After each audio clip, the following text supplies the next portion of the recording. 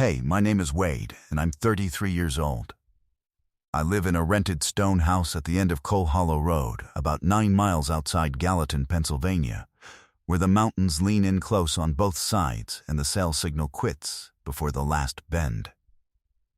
I fix wood stoves for a living, cast iron, mostly, the old box stoves and parlor stoves people inherit from grandparents and then forget how to keep. I sweep flues, reset dampers, replace cracked fire brick, weld what can be welded, and tell folks straight when something can't. My father ran the shop before me. Carver Stove and Hearth, it still says, painted on the front window of a low cinder block building down by the creek. He's the one who taught me that cast iron holds its heat long after the fire's gone out. You can let the flame die, and the room stays warm for hours, fooling you into thinking there's still a fire going. He said that was the whole trick of the trade. He never mentioned it was the whole danger of it, too. I worked that part out myself. I wake up around 5:30, before it's light. I make coffee in the same dented percolator my father used. I drive the truck down to the shop. Open the bay door even when there's no work waiting, sweep out a building that's already clean, and answer the phone when it rings, which in January it mostly does. I do the heavy jobs in the morning when my back is fresh, and the small repairs in the afternoon. I come home, heat up whatever's in the fridge, sit by the stove with the radio low, and I'm asleep before 9 most nights. The phone doesn't light up much after that. I'm not telling you that to be sad about it. It's just the shape of the days, and I've gotten used to the shape. I'll tell you the one thing about me you'd need to know, and then I'll get on with it, because I've never liked men who circle their own wounds for attention. 3 years ago, there was a woman in this house. Her name was Dana, and she stood in the kitchen with her coat already on and gave me one clear chance to ask her to stay. I didn't take it. I had 100 reasons ready, and not one of them was the real one, which was that I didn't know how to say I needed somebody without it feeling like I'd handed them a rope. So I let her walk out to her car. I watched the taillights go up the hollow, and I told myself that a man who can't ask for things has at least got his pride, and I've been keeping that pride warm ever since. The way you keep an empty house warm, out of habit. And for nobody. My father died the winter after that. Now it's just me and the stove and a trade that's mostly about keeping other people's houses from going cold. That's the part of my life I'd made my peace with. I want to be honest that I'd made my peace with it, because everything that happened after came down on a man who thought he was already finished being surprised. It was the second week of January, and the snow that night came down wet and heavy, the kind that loads the power lines and takes the road out by morning. I'd banked the stove and was half asleep in the chair when somebody knocked on my door. 3 knocks. Slow, spaced out, like each one cost something. Nobody comes up Coal Hollow Road at night. I opened the door, and the cold came in first, and then I saw her standing on my step with the snow already gathering on her shoulders. Dark hair flattened wet against her head. A canvas coat too thin for January, missing a button at the collar, so she had to hold it shut with one fist. The other fist was wrapped around the strap of a duffel bag whose zipper had let go, so the bag hung open and she'd cinched it closed with a bungee cord. Her knuckles had gone white and split at the edges from the cold. She wasn't shivering, which scared me more than if she had been. She'd gone past shivering some time back. She looked at me the way you'd look at a thing you'd been told to break. Flat, already tired of it. "You're Wade Carver," she said. It wasn't a question. I said I was. "Lawrence Sutton sent me." She watched my face when she said the name, the way you watch to see if a dog's going to bite. "I'm supposed to live here. I'm supposed to write down everything wrong with this house and this shop until there's a stack thick enough to condemn the both of them." I'm supposed to make it so unpleasant for you that you sign his papers and leave." She took a breath that fogged in the porch light. "I was sent here to punish you. I figured you should hear that from me before you let me in out of the cold. Most people only get the kind version." I knew the name. Everybody up the hollow knew the name. Lawrence Sutton had been buying Coal Hollow Road parcel by parcel for 2 years, for a resort he was going to put on the ridge, and the stone house in my father's shop sat dead center on the last piece he didn't have. I'd told his lawyers no 3 times. I'd figured out what no costs you. I almost shut the door. I want you to understand that. I had every reason to. I was tired, and she'd just told me she was here to take the 2 things my father left me, and a smart man closes the door on that and calls the sheriff. I had my hand on the wood. But a person sent to ruin you doesn't usually warn you first, and she was holding that coat shut with a fist that had nothing left in it, and there was no car in my drive, which meant somebody had dropped her at the bottom of a 9-mile road and driven off, and the wind was coming down off the ridge the way it does when the temperature's about to drop through the floor. I've spent my whole life around cold. I know exactly what it does to a body and how long it takes. A cold house isn't the dangerous kind. The dangerous kind is the one that used to be warm and went cold, because the people in it don't notice the temperature dropping. They just remember being warm, and they sit down. And that's that. I stepped back and held the door. "There's a fire going," I said. "Come in before you say anything else stupid." She stood there a second, like she'd prepared for a fight and didn't know what to do with a held door. Then she came in. I didn't ask her one question that night. I want that on the record, because later it mattered. I didn't ask her name, or where she was from, or why a person would let themselves be used as somebody's hammer. I figured a woman who just announced she was my enemy didn't owe me her story, and I didn't have the right to charge her for the heat. I poured the last of the coffee, found it had gone bitter, made fresh, and put a bowl of the stew I'd had for supper in front of her. She looked at it like it might be a trick. Then she ate it the careful way hungry people eat when they don't want you to know they're hungry, slow, set the spoon down between bites. I let her. The spare room had been my father's. It hadn't been warm since he died, because I'd had no reason to heat it. So while she ate, I went out to the bay, loaded the little cast iron parlor stove I'd been restoring for nobody onto the hand truck, wheeled it through the snow, set it in the corner of that room, ran the pipe up into the old thimble in the chimney, and lit it. It's the thing I know how to do. When I came back through, she was standing in the kitchen with her arms crossed, watching me, and I could see she'd been trying to work out the angle. People who get used like tools learn to look for the angle in everything. It's how they stay alive. She hadn't found mine, and it was bothering her. "There's heat in the back room now," I said. "Door latches if you want it to. I'm down the hall. I lock up at night out of habit, not at you." "Why?" she said. Not a question either. An accusation. "Because it's 11 degrees out," I said, "and I'm not in the business of letting things freeze." Good night. I slept the way you sleep with a stranger in the house, which is barely.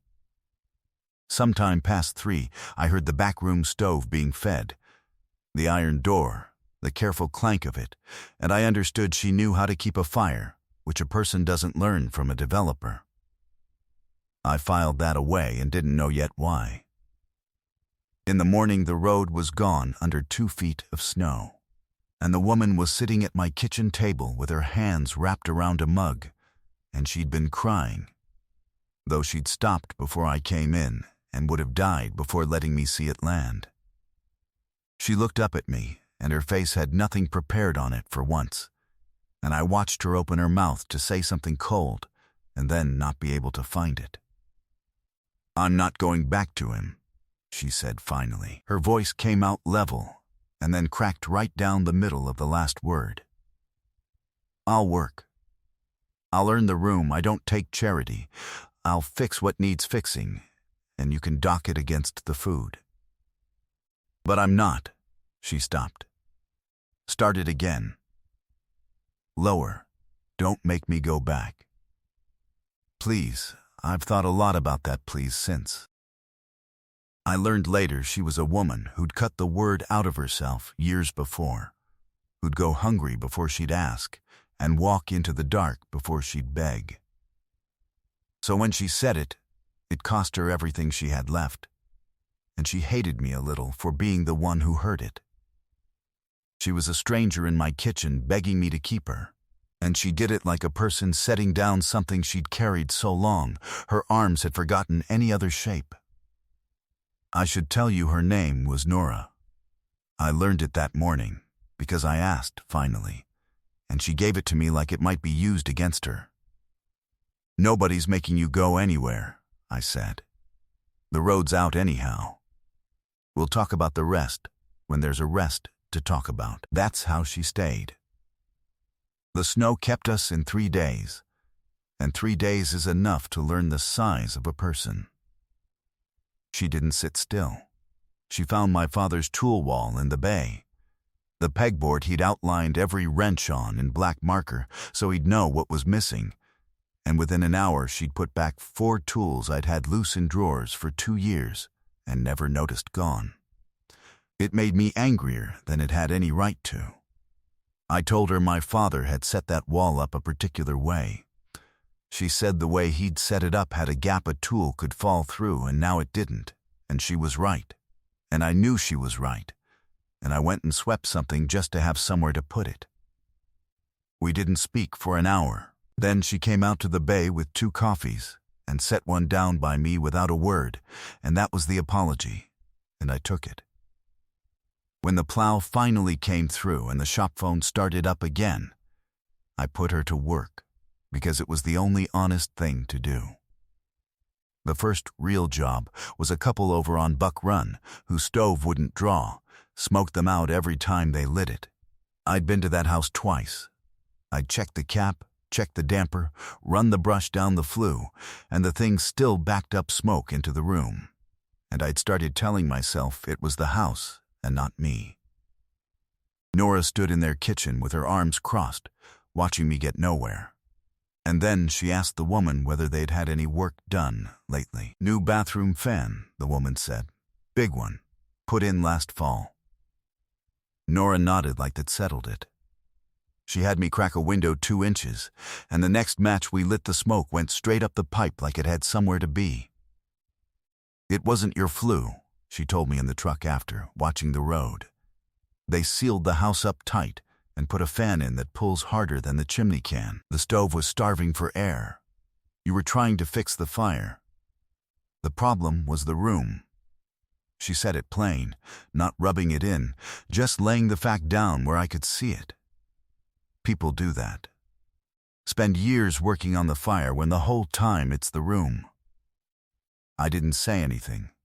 I drove. But I'd stopped, somewhere in there, thinking of her as Sutton's. That happened without my deciding it. She had a way of being right that didn't ask you to like it. She told me the books were a mess, which they were, and she sat down at my father's old roll-top desk one evening and went through 2 years of invoices, and when she was done she could tell me which customers never paid, and which jobs I'd undercharged out of guilt, because I'd known the people too long. She told me my prices were a man apologizing for taking up space. She had no patience for it. She'd grown up, she let slip once. In a house where her father fixed small engines and never charged the neighbors enough either, and where the heat had been a single wood stove in the front room that they all slept around in the winter like a litter of dogs. I watched her catch herself letting that out. Watched her go quiet and wait to see if I'd make anything of it. I made nothing of it. I just said it sounded like a warm house, and she looked at the stove for a long time before she said yes. It had been once. The work was the thing that held us those first weeks. There's a particular kind of closeness that comes from carrying a 300-pound stove down a set of cellar stairs with another person. where you can't see them, but you can feel exactly when they take the weight and exactly when they're about to lose it. And you learn to trust somebody's hands before you ever trust their words. We were good at it. She was strong in a way that surprised the customers, who kept addressing their questions to me, and she kept answering them anyway, until they figured it out. In the evenings, we'd come back cold and filthy, and she'd feed the back room stove, and I'd feed the front room stove, and we'd sit in the two warm rooms with a dark hall between us. And that was the arrangement. And it suited us both, because it asked nothing. I did one thing for her in that stretch that I didn't tell her about, and she never thanked me for. Her duffel bag still had that broken zipper, cinched with a bungee. And one afternoon while she was on a job up the road, I took it apart on the bench and put a new zipper in, the heavy brass kind off a coat, sewed it by hand with waxed thread, because that's what my father kept in the shop for canvas. I set it back exactly where she'd left it. She found it that night. She didn't say a word, but the next morning the coffee was already made when I got up, and it had never been made before me before, and that was how I knew she'd seen it. She had a mouth on her too, which I haven't given you. She was not a soft woman, and she did not become one. She told me my father's shop sign was crooked. It had been crooked my whole life, and I'd called it character, and she got the level off the wall and proved it. And then she hung it straight and stepped back and said, "There now, it doesn't look like it's giving up." She called my cooking a hostage situation. When I built a little shelf by the back room stove so she'd have somewhere to set a book and a mug, she looked at it for a while and said the cuts were fine, but I'd put it an inch too high for a person actually sitting down, and she was right. And I moved it, and she never said thank you for that either. But she put a book on it that night, and that was thanks enough. I want to tell you about the night it got quiet, because everything before it was the slow kind of weeks I've been describing, and everything after it was different, and the difference happened in about 4 sentences. It was late February. We'd done a hard job up on the ridge, an old farmhouse where the chimney had been compromised for years, and we'd had to take a whole stove out, and we got home well after dark, frozen through. She fed her stove, and I fed mine, and then, instead of going to her room, she came and sat in the front room across from me, which she'd never done. She had her hands around a mug of tea she wasn't drinking. The radio was off. I knew something was coming the way you know weather. "You haven't asked me why," she said. I knew what she meant. Why Sutton? Why she'd come up that road as somebody's tool? Why a person ends up being used like that? "Figured you'd tell me if you wanted to," I said. "Or not. Your business." She was quiet a while, and then she told me. And she told it the way I'd told you about Dana, flat and fast, like a thing she had to get across the room before it burned her hand. Her father had gotten sick. There'd been no money. Sutton owned half the county, and he'd shown up like a friend, paid the hospital, paid the funeral when it came to that, and called it a loan. And at the funeral, he'd put his hand on her shoulder and told her not to worry about the money, that she could work it off. She was 23. She didn't know yet that a man like that never wants the money back. The money's just the leash. He'd kept her 2 years, sending her out to do the things he didn't want his name on, assessments that came out however he needed them to, papers carried to people who were about to lose something, the soft jobs and then the hard ones. And there was her brother Sam, younger, who Sutton had set up with a job and a place to live, and who didn't know any of this, and who Sutton could unset up with a phone call. So she went where she was pointed. She'd told herself for 2 years that she was protecting Sam, and somewhere in there she'd stopped being able to tell whether that was true or just the things she said so she could keep getting in the car. "He sent me up here to break a man over a piece of land," she said, "and the man fixed my zipper." She laughed, but it came out wrong. and she pressed the back of her hand against her mouth and held it there. I didn't tell her it would be all right. I'd had people tell me it would be all right over my father's casket, and I'd wanted to hit every one of them. I didn't offer her advice or a way out or a speech about Sutton. I just said the one true thing I had. You don't have to keep earning the room, I said. You earned it the first night, telling me the truth at the door when the kind thing would have been to lie. She looked at me then. Really looked. And for a second, her whole face was open, and there was nothing guarding it. And I saw how young she actually was under all the armor, and how tired. She reached across the little space between the chairs and put her hand flat on the back of mine where it sat on the chair arm. She didn't grip it. She just laid it there, the way you set your palm against the side of a stove to see if it's holding heat. I didn't move. We sat like that for I don't know how long, and neither of us said anything. And the fire ticked in the box. And then she took her hand back and stood and said goodnight and went down the dark hall. And I stayed in that chair a long time after her door latched. I understood something sitting there that I didn't say out loud and didn't act on. I'd built my whole life around being the man who keeps other people's houses from going cold and asks for nothing back. And I'd been proud of it. And the pride had been a way of never having to find out whether anyone would have stayed if I'd asked. I understood that I'd let one person walk up that hollow into the dark already 3 years back, because I was too proud to say a word. And I understood, sitting there with my hand still warm where she'd touched it, that I had let a line I'd sworn I'd never cross again become a thing I could see in the dark. I didn't do anything about it. That's important. I went to bed. But I knew, and I think she knew. And the not doing anything about it had a different weight to it after that. Sutton came on a Sunday in the middle of March, when the snow was rotting off the fields and the creek was running high and brown. He came in a black truck that had never hauled anything, and he had a man with him who stayed by the truck and a leather folder under his arm. And he stood in my shop yard in clean boots and looked at my father's straightened sign like it personally offended him. Nora came out of the bay and went still when she saw him. I watched 2 years come back down over her face, the flat, tired look she'd worn at my door. And it made me angrier than anything had in a long time. Watching a man do that to a person just by existing in the yard. "Nora," he said, easy, like she was late for something.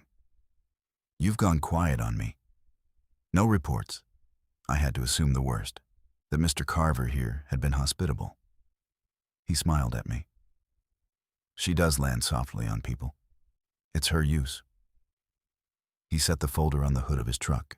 "I'll make this simple since I drove all the way out to the end of the world. The county has a stack of deficiencies on this property, an inch thick. Wiring, the chimney on the residence, the commercial occupancy of that block building. It's all documented. It's all going to the board on Thursday, and Thursday this becomes a condemned structure, and condemned structures sell for nothing, and I'll be the only buyer." Or, he tapped the folder. "You sign tonight, at the friendly number we discussed in the fall, and the deficiencies go in the creek, and Nora comes home, and everybody sleeps warm. You strike me as a man who likes everybody sleeping warm.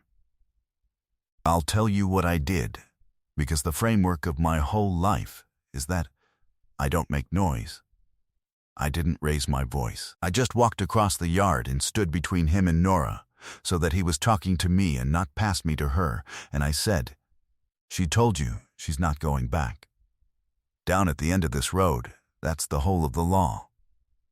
She tells a lot of people a lot of things,' Sutton said. 'She told you she came here to punish you, I'd imagine.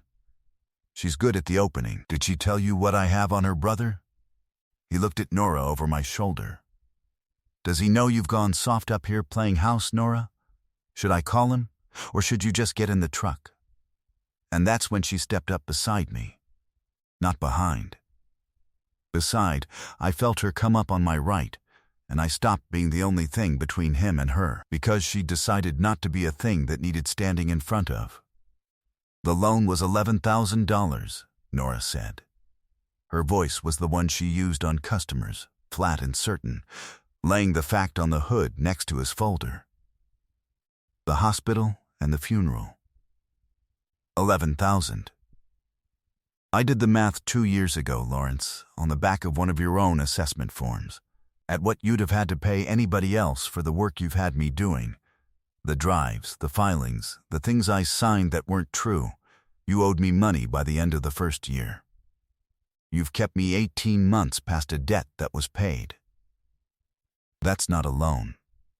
There's a word for what that is, and you know it because you went to a better school than me. Sutton's face didn't move much, but it moved.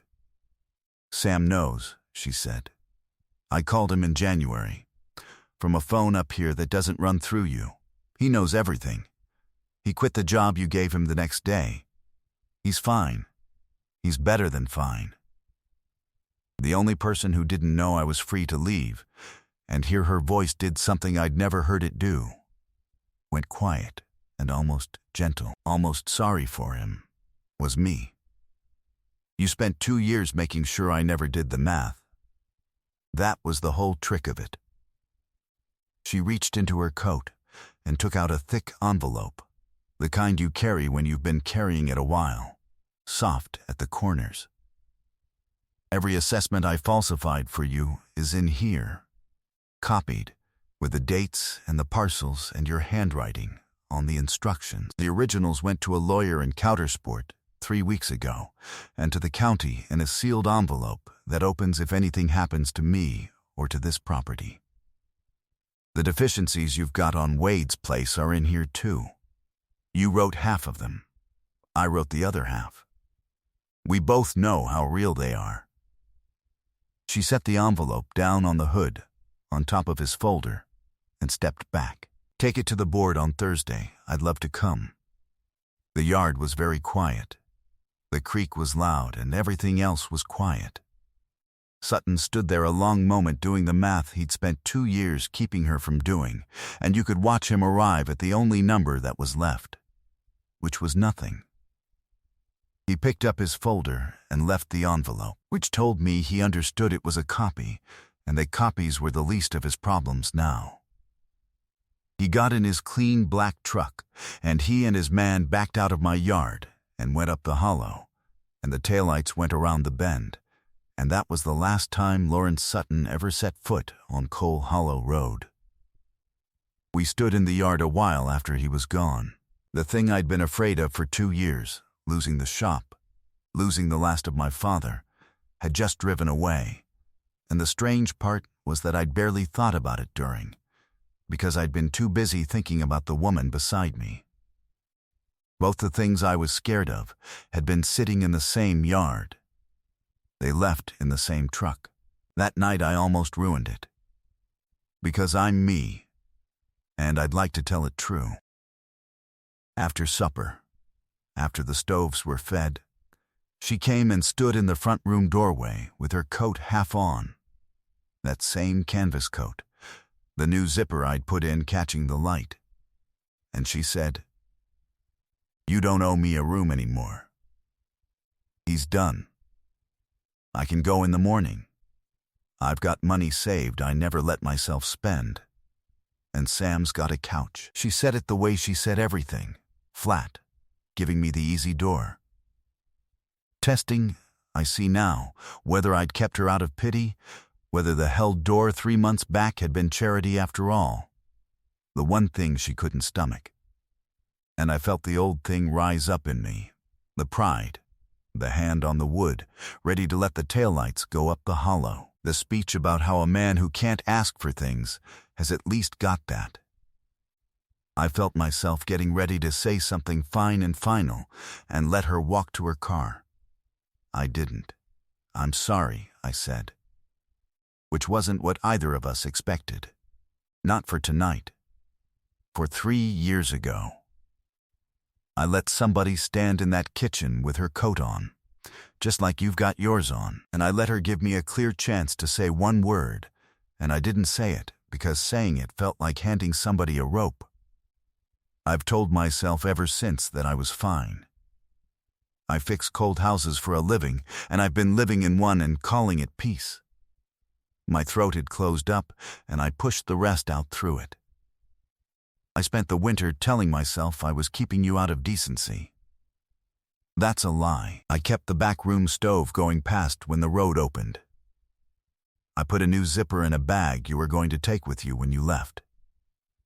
I straightened a sign for the first time in my life. A man doesn't do that for somebody he's planning to let walk. I made myself look at her. I'm asking you to stay. Not to earn the room.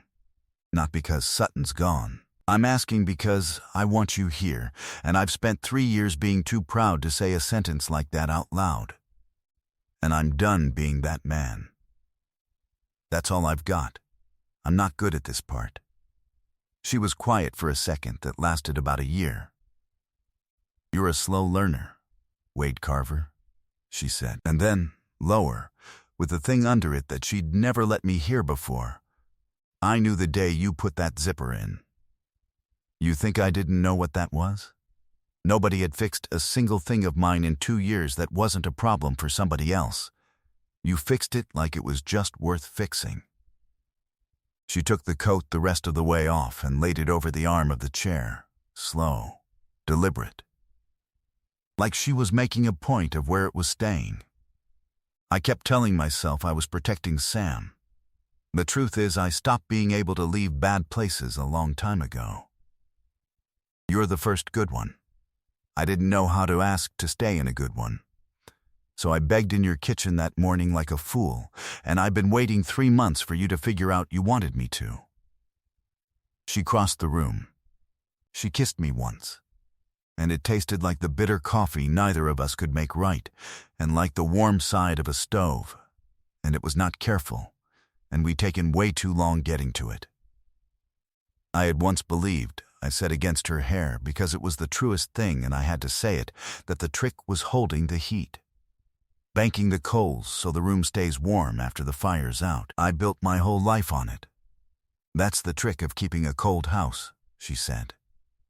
It's a different trick to keep a warm one. By the next winter, the shop sign read Carver and Reyes, stove and hearth, repainted, hung straight, because she'd made me hang it straight, and then made me put her name on it when she became the half of the business that did the books and the diagnostics, and never once apologized for a price. The phone rang more than it ever had. Word had gotten around the valley that the woman who came with the stove could find the real problem when Wade had given up on the fire, and people started asking for her by name, and she let them. Earl Maddox, who plows our road and ran the hardware store in town for 40 years and was my father's oldest friend, came by the shop that fall with a stove of his own to fix. And he stood watching the two of us work for a while, and on his way out he stopped by the door and said, in the gruff, flat way of a man who's decided to say a true thing exactly once, "Your dad kept every fire in this hollow but his own, the last years. After your mother. House got so it wasn't warm even with the stove going full." He looked at me. "You were headed the same. I watched you. A man can keep other people's houses from going cold his whole life and freeze to death doing it and call it a trade." He nodded at Nora, who'd gone still over the workbench. "Glad somebody came up the road and made you light your own." Then he was embarrassed at himself and left, and Nora and I didn't say anything. And that was the day I think we both stopped being scared it was temporary. Sam came at Christmas and stayed a week, and turned out to be a good hand with an engine and a worse one with a chimney, and he stood in our warm kitchen and looked at his sister laughing at something and pulled me aside by the woodpile and said he'd never thought he'd see her in a house she didn't have 1 foot out the door of. I told him she'd worn the door out from the inside before she'd let herself believe it. He understood that. He's her brother. There's a parlor stove in the back room still, the little one I hauled through the snow that first night for a stranger I'd been told to fear. We never moved it out. It's the first thing she lights on a cold morning, before the coffee, and the last thing she banks at night. And I've come to understand it's hers in a way the rest of the house isn't, that it's the fire she keeps because for 2 years she wasn't allowed to keep anything. Some mornings I get up before her and it's already going, and I stand in the hall in the dark and listen to the iron tick as it takes the heat, and I think about a woman holding her coat shut with a split fist on my step, saying she'd come to punish me, giving me the chance to shut the door. I had once believed that the kindest thing a cold house ever gets is somebody who knows how to bank the coals, somebody who'll keep the leftover warmth going long after the fire's out, so it stays bearable, so a man can live in it. I built 33 years on that, but a stranger came up a snowed in road as somebody's weapon and stood in my kitchen the next morning and asked to stay, when asking was the one thing the world had taught her never to do, and what I learned from her is the thing my father never got around to learning, and Earl said out loud too late for him. You don't keep a house warm by holding on to old heat. You keep it warm by letting somebody light a fire in it, and by being brave enough, just once, to say out loud that you want them to stay.